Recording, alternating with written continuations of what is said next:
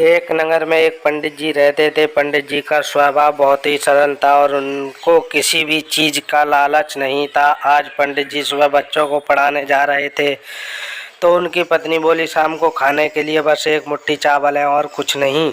पंडित जी बिना कुछ बोले ही निकल दिए और शाम को जब घर वापस आए तो उनकी पत्नी ने उनको खाना खाने को दिया। इस पर पंडित जी ने बोला, ये साग तो बहुत ही अच्छा है, तुम कहाँ से लाई? इस पर उनकी पत्नी ने बोला, आज सुबह जब मैंने आपसे पूछा कि घर में बस एक मुट्ठी चावल है तो आपने इमली के पेड़ की तरफ जब देखा तभी मैं समझ गई थी और मैंने इमली का साग बनाया है। इस पर पंडित जी ने कहा, अब तो हमको भोजन की कोई चिंता करने की ज़रूरत ही नहीं है। पंडित जी की गरीबी का पता चला तो राजा ने पंडित जी को अपने महल के पास आकर रहने का प्रस्ताव दिया, लेकिन पंडित जी ने मना कर दिया।